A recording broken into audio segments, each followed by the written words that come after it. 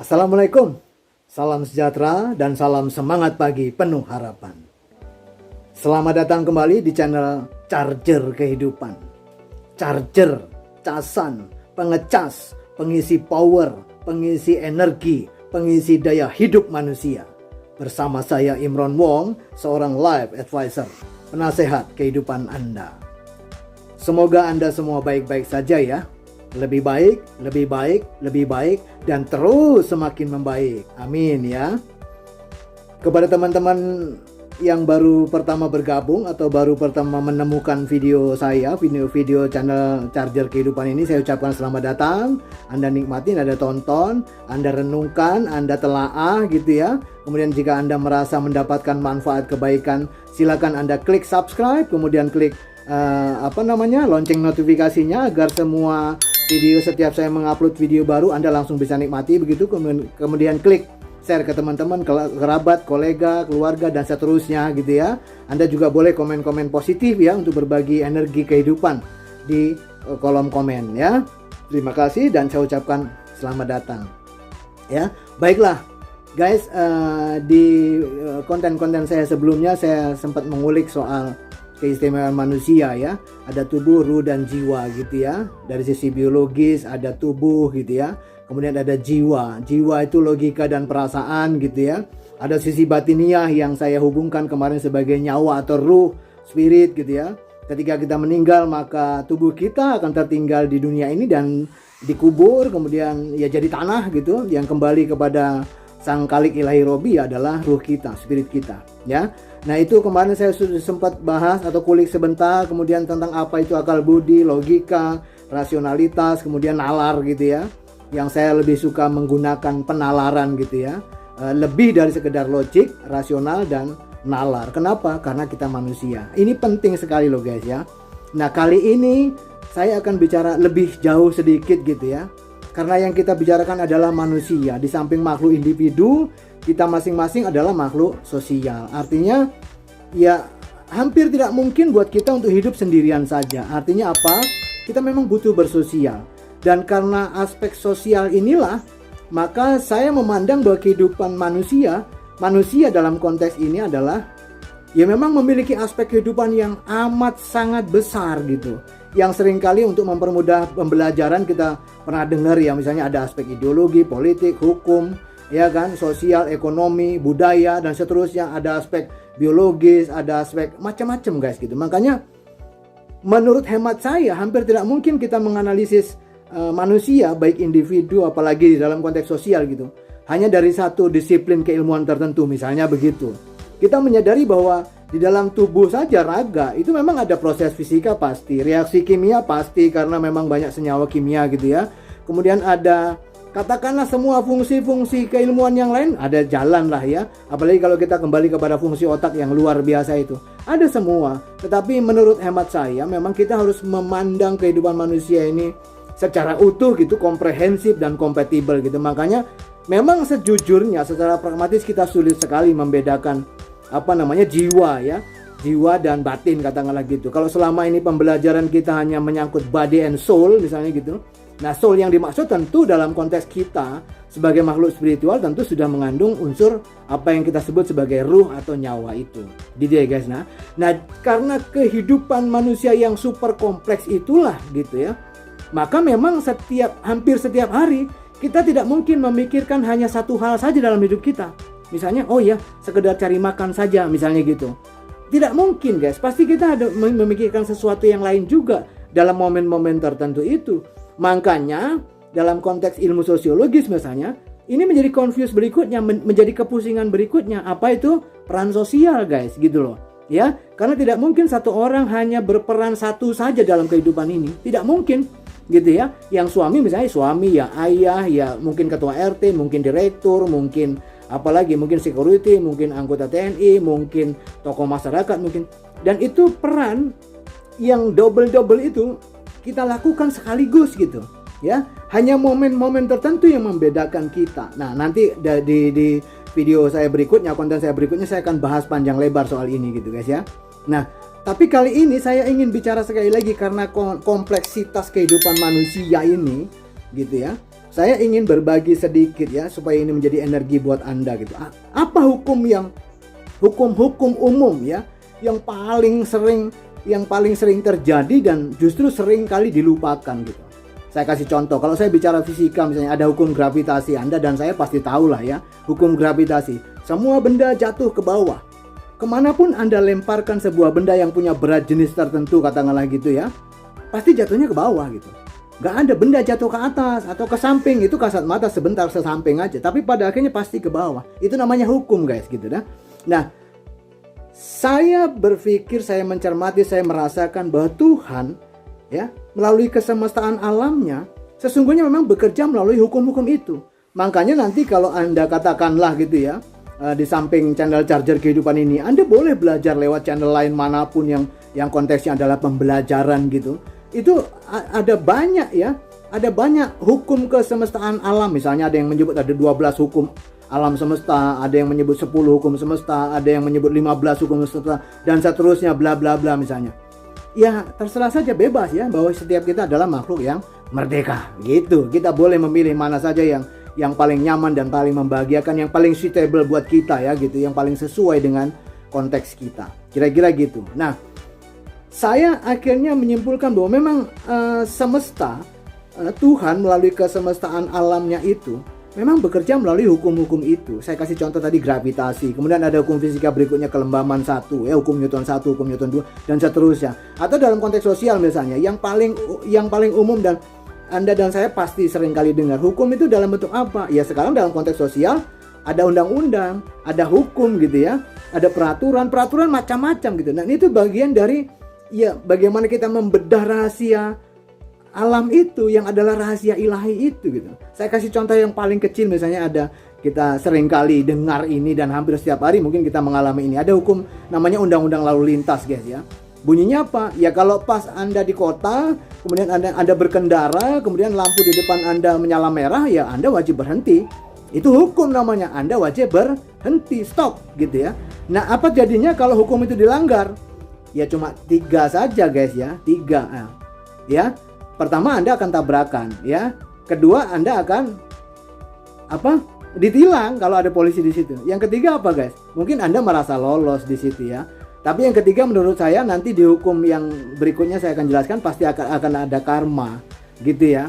Jadi sesimpel itu hukum itu gitu ya. Artinya satu hukum dibuat, disepakati. Satu hukum itu adalah ya kalau kita mendengar norma sosial misalnya, itu konsensus namanya ya. Norma sosial itu adalah konsensus yang disepakati antar warga komunitas sosial itu gitu ya. Ada peranata sosial ya, ada aturan-aturan sosial yang kita sebut sebagai norma sosial, katakanlah seperti itu. Kemudian ada yang namanya hukum. Nah, kalau dilanggar ada sanksi misalnya gitu. Nah, hukum pidana misalnya jelas, jika Anda mencuri maka Anda dipidana sekian, itu jelas hukumnya ya. Nah, tadi saya kasih contoh hukum lalu lintas misalnya gitu. Ketika lampu di depan Anda merah ya stop gitu. Jika Anda lanjutkan, Anda nekat gitu, ya resikonya cuma 2 yang nyata, dan ketiga mungkin nanti butuh waktu. Yang pertama, Anda tabrakan. Ya, itu resiko pertama ketika Anda melanggar hukum ya. Nah, yang kedua apa? Ditilang polisi ya. Kalau ada polisi berjaga di situ, Anda pasti ditilang. Ya, yang ketiga karma. Nanti ini bisa seketika, atau karma bisa seketika nggak bisa guys. Kalau Anda menerobos lampu merah misalnya dalam situasi, ya kalau Anda normal waras gitu ya, Anda sudah tahu merah harus berhenti, tiba-tiba Anda paksakan ngebut misalnya, itu ya setiap Anda atau saya pasti akan berdebar-debar gitu, sambil berdebar. Bisa jadi Anda langsung jatuh seketika, bisa jadi justru. Saya sering kali melihat pemotor seperti itu guys gitu. Artinya apa? Sebenarnya batin Anda sudah tahu bahwa itu harus berhenti kok memang. Ya, undang-undang lalu lintasnya bilang lampu merah itu memang harus berhenti. Kan sesimpel itu. Oke ya, itu contoh yang paling gampang dan sering kali kita hadapi dalam kehidupan sehari-hari. Nah, hukum-hukum umum ya dalam kehidupan manusia, dalam kehidupan sosial kita ini apa saja sih? Ini yang saya sampaikan hanya beberapa saja. Mungkin hukum lain banyak gitu ya. Nah, saya pikir saya perlu menyampaikan ini kepada Anda dan saya karena seluruh pembelajaran dalam channel Charger Kehidupan ini, seperti yang saya cerita sejak awal di preambul di konten saya yang pertama, ini akan menjadi life skill training konten begitu ya. Nah, jadi makanya penting untuk Anda mengaktifkan lonceng notifikasinya supaya Anda tidak ketinggalan pembelajaran ini gitu, karena akan sambung menyambung menjadi sesi life skill training yang besar sekali, panjang sekali, dengan materi-materi yang insya Allah akan lengkap gitu ya guys ya. Apa itu kehidupan dari sisi materi, ruang, waktu, energi, informasi dan seterusnya, nanti saya akan kupas semua dalam channel ini ya. Oke, saya kembali kepada kehidupan kita manusia yang kompleks gitu ya, yang komprehensif tetapi juga kompatibel gitu. Makanya sulit sekali kadang-kadang orang mengambil keputusan karena keputusan itu harus kompatibel tadi, harus melibatkan ini, A, B, C, D, E, F misalnya gitu, dan tidak boleh berbenturan. Makanya penting sekali kita memahami hukum apa yang sebenarnya terjadi dan harus kita aplikasikan. Nah, saya mengenal beberapa saja, mungkin di luar sana Anda boleh googling, boleh belajar di tempat lain, channel lain dan seterusnya. Ada banyak hukum, tapi menurut hemat saya yang saya amati sepanjang kehidupan saya, ada 4 hukum ya, 4 atau 5 nanti saya coba ini ya. Yang pertama itu yang kemarin saya sempat kulik sebentar dalam disclaimer saya gitu, bahwa ada hukum eksistensialitas gitu. Nah, hukum eksistensialitas ini tentu berkembang lewat apa? Ilmu filsafat eksistensialisme. Itu ada banyak ilmu filsafat guys ya, filsafat termasuk ada filsafat absurdisme ya, ada banyak ilmu filsafat gitu. Tetapi hemat saya sepanjang saya amati, saya lebih suka mengaplikasikan ini eksistensialisme ya. Artinya bahwa filsafat ini sebenarnya lebih memandang manusia dan seluruh problematiknya itu secara konkret gitu. Artinya ya kalau Anda bilang bermasalah, itu bermasalah nyata. Anda, saya nyata ada gitu ya, konkret ada, dan problem kita ada gitu. Kalau saya bilang lapar ya lapar, Anda bilang lapar gitu. Anda bilang sakit kepala nyata. Makanya saya lebih cenderung menggunakan filsafat eksistensialisme itu dengan satu hukum yang menurut saya sangat terkenal, hukum eksistensialitas, bahwa setiap orang ada pada keberadaannya masing-masing secara hakiki ya, itu eksis ya, itu eksis. Artinya si A ya si A, si B ya si B, si C ya si C, si D dan seterusnya. Nah, hukum eksistensialisme itu, eksistensialitas itu memang menyepakati soal memahami bahwa setiap kita adalah unik dan berbeda, itu maksudnya. Jadi tidak ada dalam dunia ini orang yang dua orang yang sama, benar-benar sama persis gitu, tidak ada. Sekali lagi, setiap orang ada pada keberadaannya masing-masing secara hakiki dalam konteks eksis. Nah, sementara ada nggak yang tidak eksis? Banyak guys. Misalnya ketika seseorang menjadi lemot, letoy gitu ya, itu dianggap tidak eksis gitu. Yang eksis adalah kita yang produktif, kita yang terus bergerak, kita yang aktif, kita yang progresif, dan seterusnya ya, yang terus ingin bertumbuh dan berkembang untuk menjadi manusia yang lebih maju dan lebih unggul berikutnya, kira-kira gitu. Nah, kenapa pemahaman, kesadaran, dan praktek hukum eksistensialitas itu penting guys gitu. Makanya Anda dan saya mungkin pernah dengar lagu itu ya, wong kong ini kok dibanding-banding ke. Artinya apa? Memang tidak bisa seseorang dibandingkan dengan yang lain gitu loh. Karena ada keberbedaan unik dan spesial person itu, maka si A ya tetap si A, si B ya tetap si B, si C ya tetap si C, dan seterusnya bla bla bla. Jadi kita tidak mungkin membandingkan sesuatu karena memang segala sesuatu ada dalam konteksnya masing-masing. Ini yang paling penting gitu. Nah, jadi kalau saya cerita tentang kecerdasan misalnya, apakah cerdas itu menyangkut, nah ini yang sering kali orang juga gagal paham ya guys ya. Ketika orang bicara kecerdasan, orang langsung bicara soal IQ, langsung bicara soal nilai transkrip akademik, nilai ijazah, nilai rapor dan seterusnya. Padahal nilai-nilai itu akademik itu hanya sekedar pengetahuan kognitif saja gitu. Belum menyangkut kecerdasan. Cerdas yang dimaksud adalah bagaimana setiap makhluk hidup gitu mempertahankan dan melanjutkan hidupnya, itu cerdas gitu ya. Kan ada banyak orang sampai Anda dan saya pernah membaca barangkali laporan bahwa dunia industri kita ternyata tidak menampung lulusan pendidikan kita misalnya seperti itu. Kenapa? Karena angka-angka dalam transkrip akademik, ijazah ya, rapor dan seterusnya itu hanya dianggap mewakili pengetahuan kognitif saja gitu, belum menyangkut kecerdasan. Makanya begitu katakanlah ya, kebetulan saya pernah di HRD juga beberapa tahun gitu, ketika seorang sarjana baru lulus masuk gitu, jadi memang confused, bingung dia harus ngerjain apa, lewat apa, dengan cara apa. Nah, ini yang disebut pengetahuan kognitif begitu, karena dia belum pernah berhadapan dengan situasi-situasi pragmatis dalam dunia pekerjaan. Makanya dia pasti bingung gitu ya. Nah makanya kecerdasan yang saya maksud adalah kecerdasan umum, bagaimana seseorang itu selalu bisa mengambil keputusan yang tepat dalam situasi atau peristiwa yang tepat juga. Itu maksudnya ya. Nah kalau nanti bicara kecerdasan misalnya, saya kan bilang kepada Anda, kecoa jauh lebih cerdas daripada dinosaurus guys, gitu ya. Dinosaurus yang begitu besar badannya itu ya, makhluk yang dianggap paling besar badannya, justru punah duluan karena dia tidak bisa beradaptasi dengan setiap perubahan iklim dan cuaca gitu, sehingga punah. Kecoa sampai hari ini masih ada. Ini contoh gitu. Jadi kecerdasan itu adalah kemampuan individu makhluk hidup dalam mempertahankan dan melanjutkan hidupnya apapun situasinya gitu. Makanya dalam teori-teori sukses, termasuk saya bilang kepada Anda, never give up, jangan pernah menyerah. Anda harus jadi orang cerdas dalam hal ini, gitu ya guys ya. Nah, dalam konteks hukum eksistensialitas itu kadang-kadang orang gagal memahami ini gitu loh. Ketika orang bicara ini misalnya, kalau Anda sadar bahwa oh iya ding, ada hukum keberbedaan memang. Bapak itu cerita apa misalnya gitu ya. Katakanlah, gua nggak percaya surga, nggak percaya neraka, gua nggak percaya ada ruh misalnya gitu. Ya Anda tinggal lihat, Bapak ini siapa? Oh, kalau dia saintis, seorang ilmuwan, ya memang di dalam keilmuan ilmiah yang dia tekunin barangkali memang tidak pernah bicara soal ruh, soal surga, neraka. Sesederhana itu Anda tidak perlu kebakaran jenggot gitu. Atau katakanlah ya, seseorang lain bicara lagi soal apalah gitu ya. Tapi intinya Anda langsung mengerti, oh memang setiap orang berbeda guys.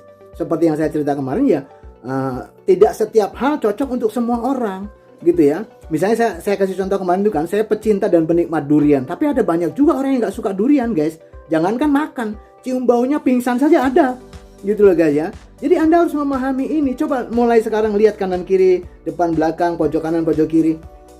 Mungkin gitu, ada banyak yang memang tidak bisa cocok gitu loh dengan teman Anda, dengan tetangga, dengan saudara, dengan ya memang setiap orang berbeda tadi guys. Ya, mungkin disiplin keilmuannya, mungkin latar belakang budayanya, agamanya, keyakinannya, nilai-nilai harga dirinya, nilai perjuangannya dan seterusnya bla bla bla. Jadi artinya ini yang paling penting ketika Anda dikomentari oleh orang lain sekalipun gitu. Nah, ini yang sering kali gagal gitu.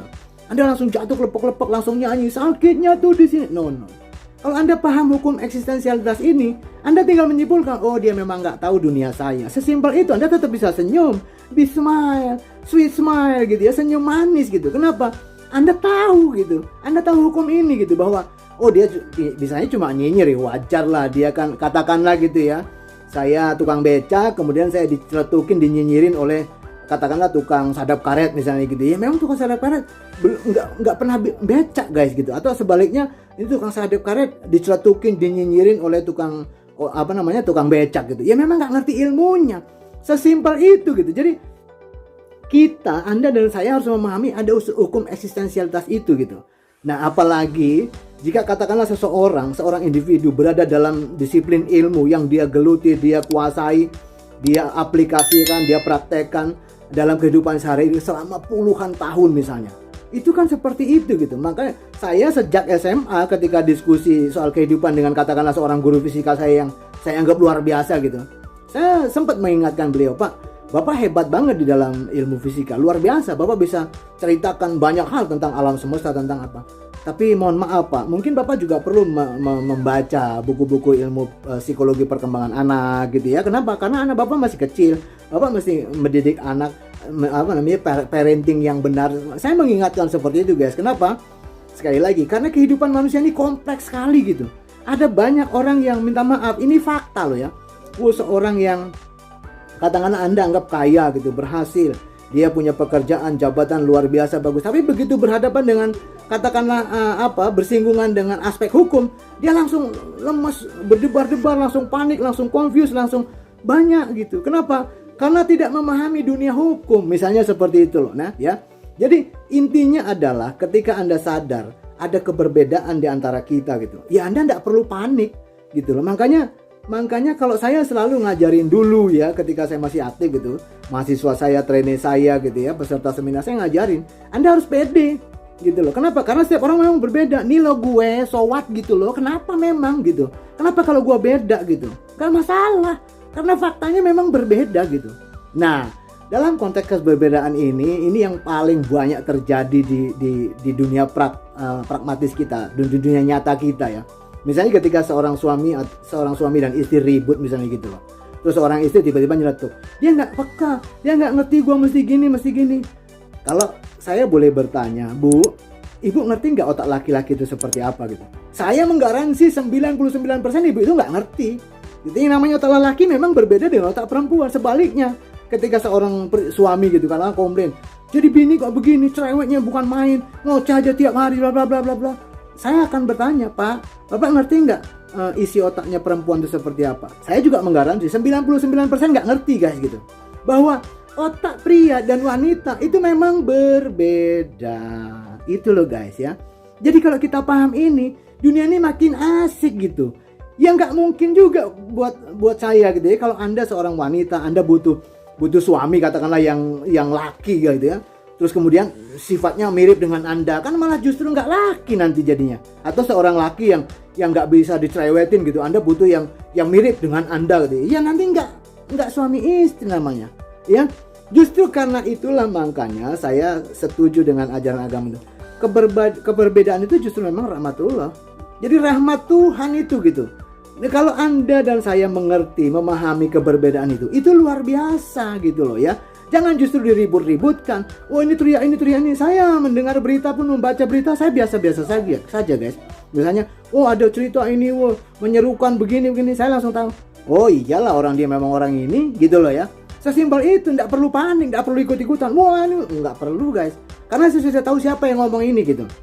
Ya, misalnya seperti itu. Jadi hukum eksistensialitas untuk buat saya itu penting sekali saya bagikan energinya kepada Anda. Untuk yuk mari kita pahami bahwa memang setiap orang, setiap hal memang berbeda guys. Gitu loh ya. Misalnya ada yang cerita heboh nih gitu ketika anaknya pindah sekolah gitu, dari sekolah katakanlah dari kota A ke kota B, kemudian ada komplain. Guru di sini begini ya, guru di sini. Pak, Bu, ya memang setiap orang berbeda. Ya dalam cara mengajarnya, dalam cara pengendalian kelasnya, dalam cara penyampaiannya. Ya memang berbeda, tidak mungkin sama. Gitu loh ya. Ini pentingnya hukum ini saya sampaikan kepada Anda. Hukum eksistensialitas. Yuk kita pahami. Setiap hal, setiap orang mungkin saja berbeda. Makanya nasihat bijaknya adalah please jangan pernah memaksakan kehendak. Termasuk kepada istri Anda, kepada suami Anda, kepada anak Anda, kepada orang tua Anda. Tidak bisa, karena tidak mungkin satu hal sama berlaku atau dapat diterima oleh semua orang. Tidak bisa guys. Ini ya, mulai sadari ya guys ya. Coba renungkan, pikirkan. Iya juga ya, memang iya gitu. Ada banyak, maaf ya, dalam tanda petik keributan kecil, perdebatan, berargumen dan segala macam, yang karena tidak memahami ini gitu. Harusnya begini, harusnya lo pahamin gua, harusnya lo. Nah kalau ditanya balik gimana? Gimana kalau Anda yang harus memahami orang lain? Kan seperti itu guys. Bahwa segala sesuatu ya memang berbeda. Gitu ya. Baik dari sisi fisiknya maupun jiwanya maupun problematikanya memang berbeda. Dan itu sebabnya dalam setiap konsultasi saya, coaching misalnya gitu, saya selalu kembalikan tuh dalam konteks individu yang bersangkutan gitu. Tidak bisa prognosa psikologi A gitu ya berlaku untuk B, ini berlaku juga untuk C, untuk D, nggak bisa guys gitu.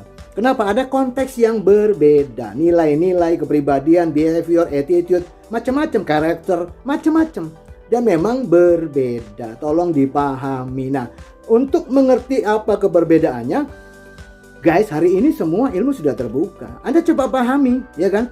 Otak laki-laki itu seperti apa sih? Otak perempuan seperti apa sih? Kalau otak anak-anak sedang berkembang seperti apa sih? Supaya Anda lebih mudah, gitu ya. Terus kemudian Anda pelajari perilaku, misalnya karakter. Sanguin itu apa sih? Ya kan? Flegmatis itu apa? Korelis apa? Misalnya gitu ya. Melankolis itu apa? Supaya Anda makin pintar, supaya ngerti, oh memang berbeda. Memang berbeda, guys. Kalau Anda ketemu sanguin misalnya ya, itu orangnya suka menjadi pusat perhatian dan dia banyak cerita hal-hal yang unik yang membuat orang ketawa. Tapi ketika Anda ketemu dengan flegmatis, ya memang dia cenderung diam gitu, bengong ya, menyendiri. Itu flegmatis. Apakah salah atau benar atau baik atau tidak baik? Tidak ada yang salah benar atau baik tidak baik. Semuanya baik gitu. Hanya bagaimana kita memahami. Nah ini dia yang paling penting ya, hukum eksistensialitas. Ini penting sekali saya sampaikan kepada Anda. Oke? Ini hukum yang pertama, yang paling umum sering terjadi gitu ya. Nah hukum yang kedua apa? Hukum ikhtiar. Saya menyebutnya hukum ikhtiar gitu ya. Hukum perjuangan atau hukum usaha gitu ya. Nah karena saya punya background Jawa gitu guys, Di Jawa itu ada istilah gitu ya, jerbasuki mawobeo. Apa artinya? Jadi untuk segala sesuatu, keindahan, kesejahteraan, pencapaian, kehidupan makmur dan seterusnya, pokoknya itu hal-hal yang baik yang Anda inginkan dalam hidup, itu selalu butuh biaya. Apa itu biayanya? Perjuangan keras, ikhtiar, usaha itu. Jadi nggak ada cerita makan siang gratis, uang 1 karung turun dari langit, nggak ada guys. Jadi untuk semua hal baik yang kita cita-citakan itu selalu butuh perjuangan. Jerbasuki mawobeo gitu, ya. Iya, tinggal Anda tentukan cita-cita Anda apa. Misalnya katakanlah kayak gitu. Oh, saya butuh motor baru nih, tapi budget saya cuma 10 juta misalnya. Ada nggak? Ada. Mungkin ada beli motor-motor China misalnya gitu. Ada guys. Tapi kalau saya butuh motor baru nih, budgetnya 20 juta misalnya. Oh, itu bisa motor Jepang. Anda tentukan sendiri. Tetapi intinya adalah bahwa untuk segala sesuatu kebaikan dalam hidup Anda itu butuh perjuangan gitu. Nggak ada yang bisa halu gitu. Anda mencita-citakan hidup sejahtera, makmur di masa depan, tapi Anda mager. Anda bangun siang gitu, tidak disiplin, kerja sering terlambat dan seterusnya. Nggak bisa guys. Strike pada proses. Itu loh, makanya saya suka bahasa ini. Apa ya? Hasil itu tidak pernah mengkhianati proses gitu. Ya. Paham ya? Jadi apapun yang Anda kerjakan itu tidak akan pernah sia-sia. Kenapa? Jerbasuki mawobeo. Ya, ini adalah hukum usaha. Ada banyak orang yang seringkali ketika saya berhadapan dengan klien gitu cerita curhat gitu. Pak, saya bisnis sudah begini loh Pak, udah begini loh Pak, segala macam. Saya menjadi pendengar yang baik dalam konteks ini. Tapi suatu ketika saya melihat ada sisi yang belum optimal dalam langkah proses dia gitu. Dan itu yang saya ingatkan gitu. Karena berbisnis itu butuh konsistensi guys.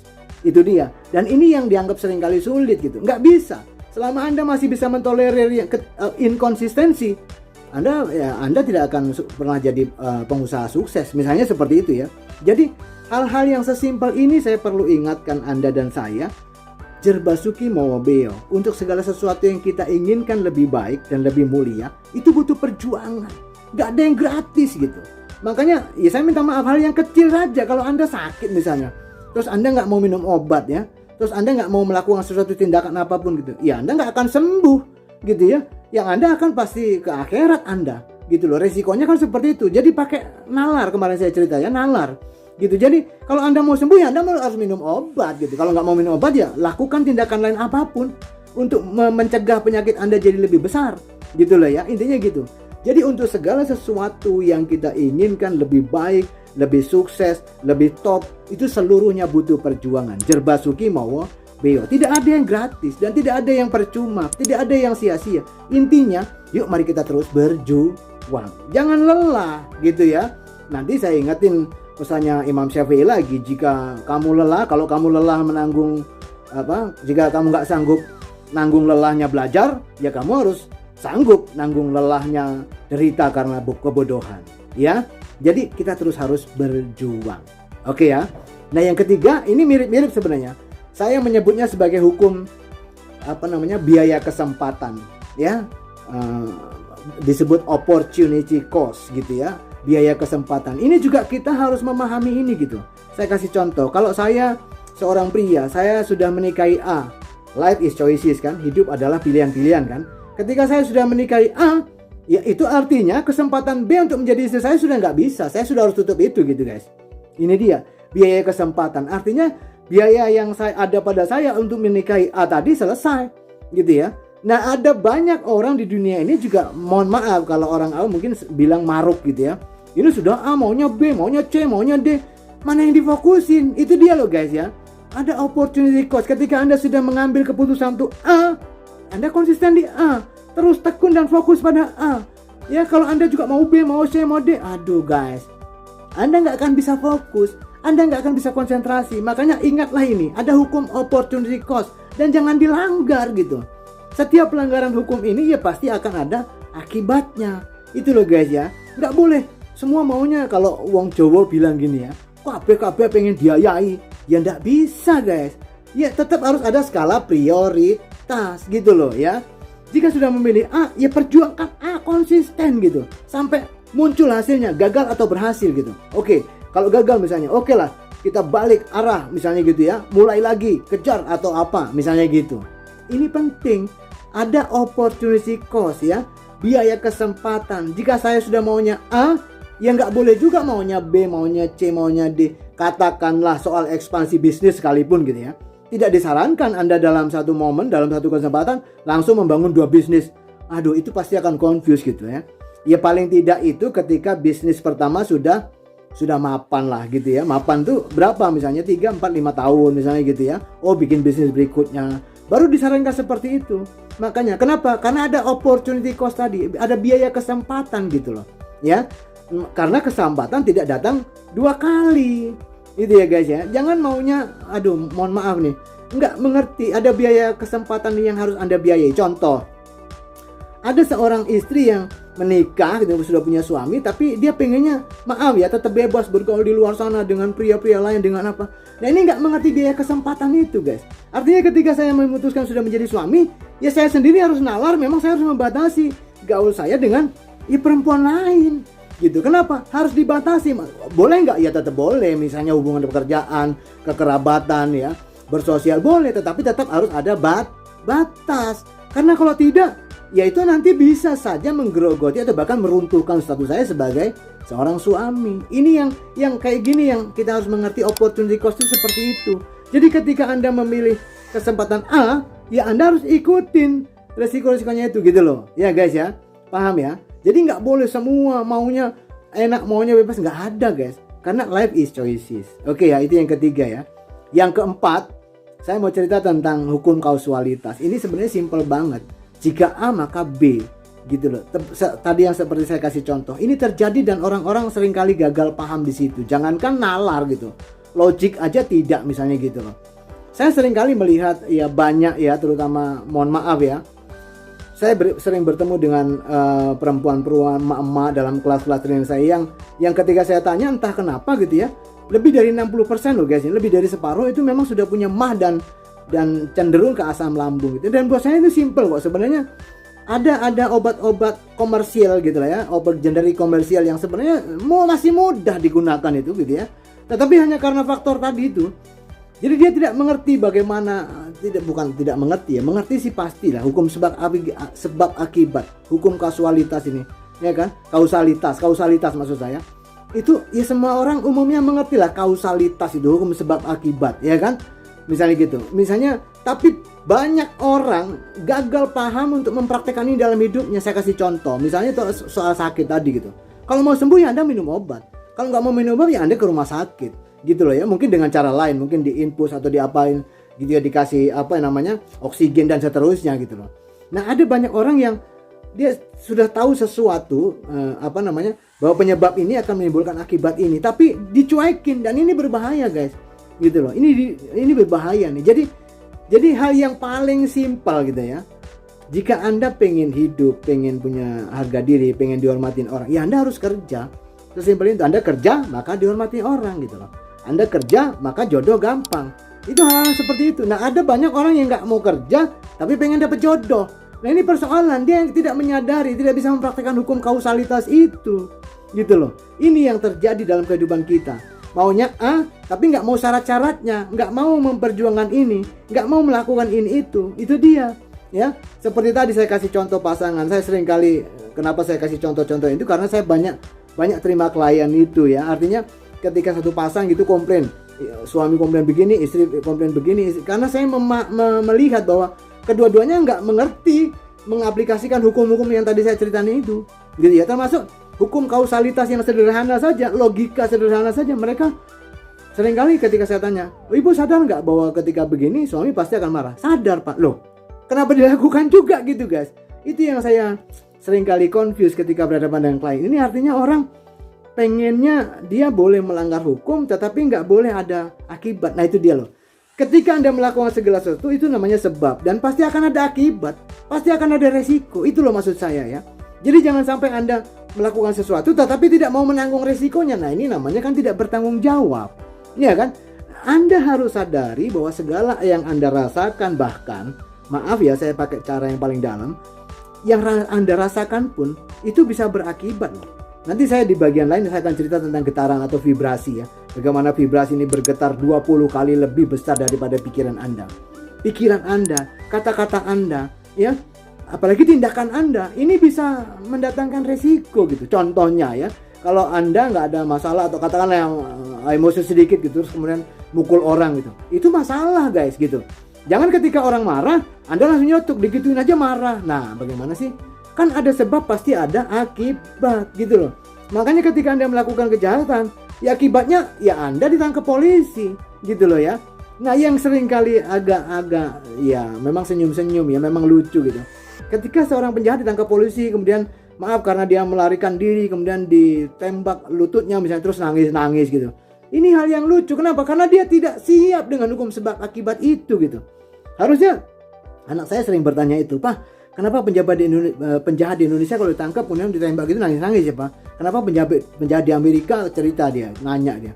Kenapa nggak ada yang nangis? Karena ya orang Amerika logikanya sudah jalan, karena namanya penjahat. Ketika dia lari ditembak, ya wajar, biasa saja dia nggak nangis, nggak ngeluh sakit apa, astagfirullah, nggak begitu guys, gitu. Nah bedanya di situ, artinya apa? Penjahat ini belum menyadari bahwa ketika dia tertangkap, wah risikonya bisa besar. Apalagi di Indonesia nih kan, Anda sering dengar kan, apalagi kalau begal motor, wah bisa dimasa orang, ada yang dibakar segala macam kan guys, gitu loh ya.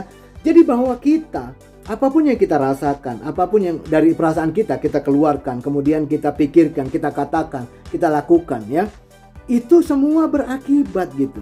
Dalam kata-kata misalnya, ada pasal-pasal KUH pidana misalnya ya, perbuatan tidak menyenangkan. Ketika Anda menyebut seseorang yang dianggap melukai perasaan dan harga diri seseorang, ya Anda bisa dilaporkan. Ya misalnya bisa dianggap fitnah, bisa dianggap pencemaran nama baik, perbuatan tidak menyenangkan dan seterusnya. Apalagi tindakan yang jelas-jelas merugikan, misalnya mencuri atau menganiaya. Itulah guys ya, ada hukum kausalitas yang kita harus sadari itu, gitu loh guys ya. Jadi jangan sampai, maaf dalam tanda petik seperti istilah teman-teman saya di Betawi gitu ya, jangan songong gitu. Nggak bisa Anda selonong boy aja begitu, kemudian ditegur Anda malah marah. Nah ini kan tidak sadar soal hukum kausalitas itu gitu loh. Jika Anda A, maka akibatnya B. Jika Anda melakukan sebab A, maka akibatnya pasti B. Harusnya seperti itu gitu loh ya. Sadari itu dan langsung renungkan. Makanya sorry guys. Makanya nasihat bijaknya, jangan pernah memutuskan segala sesuatu ketika Anda emosi. Emosi itu perasaan, dan perasaan itu selalu berkecamuk. Fluktuasi getarannya itu jauh lebih tidak konsisten daripada pikiran gitu. Makanya untuk mengambil keputusan, mengambil decision making dalam sebuah problem solving yang rumit sekalipun, please yuk mari kita pakai pikiran. Jangan pakai emosi. Karena Anda paham dong, ketika seseorang meledakkan emosinya, wah sampai heboh gitu. Anda tahu apa yang terjadi? Sehari, 2 hari, sebulan, setahun. Menyesal guys gitu. Pasti menyesal gitu loh. Ya. Jadi intinya adalah ya sadari ada hukum kausalitas. Oke ya, ada sebab akibat gitu ya. Makanya pepatah lama juga bilang kan, tak ada asap kalau nggak ada api gitu loh ya. Yuk kita sadari ini semua, mulai merefleksikan diri masing-masing, sadari diri sejati ya. Oh iya juga ya, gua salah ini, gua salah itu gitu loh guys ya. Nggak perlu menyalahkan siapapun pihak luar, apalagi orang lain gitu, nggak usah. Yuk kita bercermin aja, lihat diri kita sendiri ke paling dalamnya diri kita gitu ya. Nah hukum yang kelima, yang saya pikir ini apa ya, menarik ini guys. Anda dan saya pasti pernah dengar istilah karma itu ya. Meskipun saya sendiri bukan seorang bukan seorang penganut agama yang percaya karma itu gitu, tapi saya lebih memaknai ini sebagai hukum tabur tuai gitu ya. Nah tabur tuai itu dulu saya juga nggak ngerti guys. Mungkin beberapa Anda juga nggak paham atau bahkan mau cuek, apatis, skeptis atau apapun gitu. Tapi setelah saya mempelajari apa ini alam semesta gitu, saya kayaknya jadi ngerti. Oh ini yang dimaksud hukum tabur tuai. Jadi bahwa setiap makhluk di dalam alam semesta ini, termasuk makhluk yang mati, makhluk benda mati maksud saya gitu, apalagi makhluk yang hidup gitu, itu adalah entitas energi guys gitu. Apalagi di dalam badan kita ini juga memang ada medan magnet dan listrik. Makanya tubuh kita ini ada gelombang elektromagnetik gitu. Makanya kita bisa menggunakan gadget, Android, smartphone, iPhone, laptop yang seluruhnya menggunakan gelombang elektromagnetik itu. Artinya apa? Kita ini sebenarnya adalah makhluk energi. Inilah yang kita harus memahami ini gitu. Ya, kita harus mengerti bahwa kita ini makhluk energi. Ada gelombang elektromagnetik yang sepanjang waktu itu memancar dari kita gitu. Nah, gelombang-gelombang elektromagnetik dalam bentuk energi negatif, perhatikan ini, itu akan keluar dari badan kita. Misalnya keluhan, caci maki, kemarahan, kebencian, dendam, iri, apapun, sirik, apapun namanya, julid, apapun namanya. itu keluar ya dalam bentuk energi negatif dari dalam badan kita, dari dalam diri kita. Itu langsung ditangkap oleh energi negatif alam semesta, bergulung-gulung dengan energi negatif alam semesta yang begitu besarnya itu, dan cepat atau lambat itu akan menghantam, akan kembali kepada Anda dari sumber energi negatif tadi gitu loh. Ini hukum tabur tuai gitu. Dan ini bukan sekedar konsep di awang-awang halu, enggak, ini nyata. Kenapa? Karena kita adalah makhluk entitas energi gitu loh. Makanya saya selalu merangsang Anda, mendorong Anda, memotivasi Anda untuk lebih baik Anda keluarkan semua yang positif dari Anda ya. Perasaan baik, pikiran baik, kata-kata baik, tindakan baik. Kenapa? Itu adalah energi positif. Yang sebaliknya seperti tadi ya, energi positif yang kita keluarkan, misalnya ucapan baik, perasaan baik, tindakan baik ya, sikap-sikap baik, itu akan ditangkap oleh energi positif seluruh alam semesta, bergulung, dan suatu ketika pasti akan kembali kepada Anda dan saya dalam bentuk kebaikan-kebaikan yang jauh lebih besar berikutnya, entah kepada Anda atau anak cucu Anda. Itu tabur tuai itu seperti itu gitu. Makanya ada yang masih kurang memahami, nggak bisa memahami atau bilang, alah bodoh amat lah, gue nggak ngerti lah, gue nggak mau tahu itu apa. Nggak bisa guys. Kalau Anda nggak percaya Anda ini entitas energi, Anda peganglah kabel yang telanjang itu, kesetrum Anda. Iya kan? Gitu loh. Coba Anda pelototin itu laptop setiap hari itu 12 jam. Terganggu mata Anda, rusak mata Anda. Gitu loh guys ya. Jadi Anda harus percaya bahwa di dalam badan kita ini ada gelombang elektromagnetik namanya. Saya kemarin sempat cerita ya, ada neuron di dalam otak kita, ada elektron, ada proton. Yang gerakan neurotransmitternya saja itu 268 mil per jam, setara dengan 430 km per jam, luar biasa cepat. Meskipun Anda tidur sekalipun, mereka tetap bergerak, tetap mentransmisi stimulus-stimulus rangsang otak dan bekerja. Ada soal kebahagiaan, ada soal kebaikan, ada soal rasa suka, rasa benci, dan seterusnya. Maka yuk, ketika Anda menyadari bahwa Anda adalah makhluk entitas energi, yuk sadari yuk, ya kan? Gitu loh. Di dalam kita ini disebut mikrokosmos, sementara alam semesta disebut makrokosmos. Dan apa yang terjadi di alam semesta ini memang mirip dengan apa yang terjadi di dalam diri kita. Maka ketika kita mengeluarkan energi negatif, yang kembali kepada kita pasti negatif, guys. Baru mulai merenung. Maka saya mengajak Anda dan saya, yuk mulai keluarkan semua energi positif dengan perasaan-perasaan baik. Walaupun Anda yang dicaci maki orang, dijulitin, dinyinyirin, dicibirin, tetap tersenyum saja. Alhamdulillah. Kenapa? Karena Anda sudah paham tadi loh.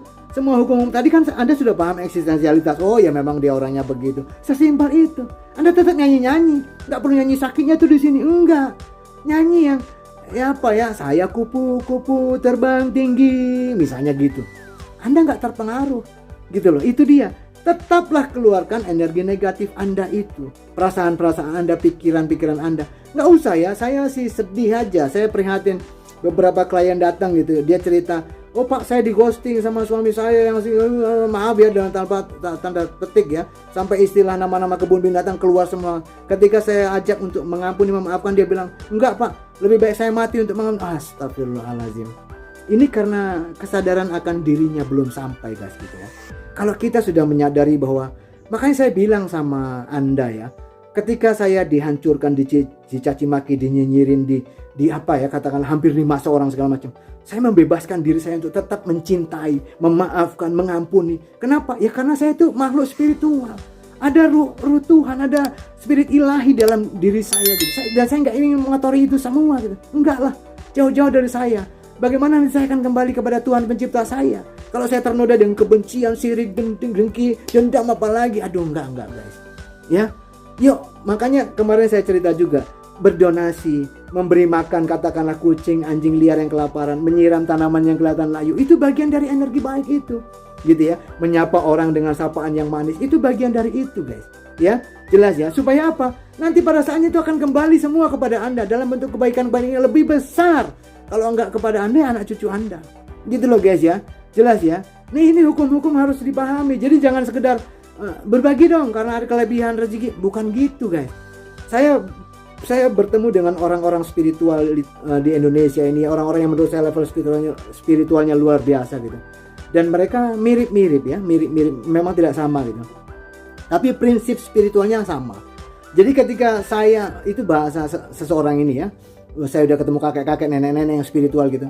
Dia bilang gini, ketika saya pelit sama orang lain gitu, ya Tuhan saya pasti akan pelit sama saya. Sesimpel itu. Tetapi saya begitu loyal kepada orang lain, siapapun yang datang kepada saya minta bantu, pasti saya bantu gitu. Kenapa? Saya percaya orang itu pun datang kepada saya bukan kehendak dia sendiri. Pasti ada Tuhan saya yang menyuruh dia datang ke saya untuk minta tolong. Ini luar biasa guys. Ya. Tahu yang dimaksud karma sekarang ya? Itu bukan soal ajaran agama lain, bukan, enggak. Karena ada hukum gelombang elektromagnetik dari badan kita. Dan apa yang kita keluarkan itu yang akan kembali membawa energi lebih besar dari dalam semesta. Apakah negatif atau positif, pilihannya kepada Anda. Kalau Anda mau terus iri, dengki, marah, dendam, kebencian, balas dendam, silakan saja. Tapi saya bilang, saya nggak akan doain Anda. Tapi percayalah, hantaman lebih besar alam semesta itu pasti akan mengenai Anda dan tidak akan pernah salah alamat. Jelas ya guys ya. Oke, sesi ini begitu aja dulu ya. Hukum-hukum tadi ya. Ada hukum eksistensialitas, hukum ikhtiar, hukum usaha ya. Kemudian ada opportunity cost ya kan. Kemudian ada hukum kausalitas, ada hukum tabur tuai atau karma. Nah, sedemikian jauh itu dulu yang saya sampaikan.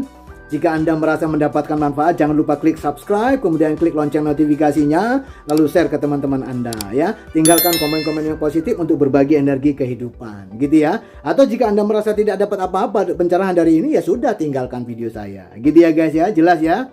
Oke ya. Nah, yang mau diskusi, konsultasi, apapun namanya Anda sebut gitu, Anda boleh kontak email saya, di bawah deskripsi saya cantumkan gitu. Sementara pakai email dulu, karena saya harus agak berhati-hati soal kontak online begitu ya. Pakai email saja, Anda tuliskan siapa dan apa keperluan Anda, silakan dan seterusnya ya.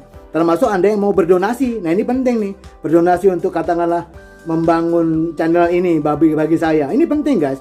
Ini bagian dari kesadaran spiritual bahwa memang kita ini makhluk entitas energi yang saling terhubung. Dulu saya orang yang paling tidak suka dibantu dan saya menghindari itu. Tapi ketika saya menyadari bahwa ya kita bagian dari entitas energi alam semesta, ya memang harus saling membantu, bahu-membahu, saling mendukung, saling mensupport. Oh iya sudah, kalau gitu yang mau berdonasi pun untuk pengembangan channel ini silakan kontak saya, ada di link di bawah deskripsi ya, email saya ya. Jelas ya guys ya. Oke, terakhir dari saya, siapapun Anda, kapanpun ketika Anda merasa sangat putus asa, ingatlah selalu saya Imron Wong pernah mengatakan ini kepada Anda. Tak peduli sesulit, seburuk, sehancur apapun keadaannya, ingat, selalu ada harapan. Selalu ada pelangi di balik badai yang paling gelap sekalipun. Jadi, jangan pernah menyerah. Never give up. Teruslah melangkah, teruslah maju, dan sukses untuk Anda semua. Saya Imron Wong, terima kasih.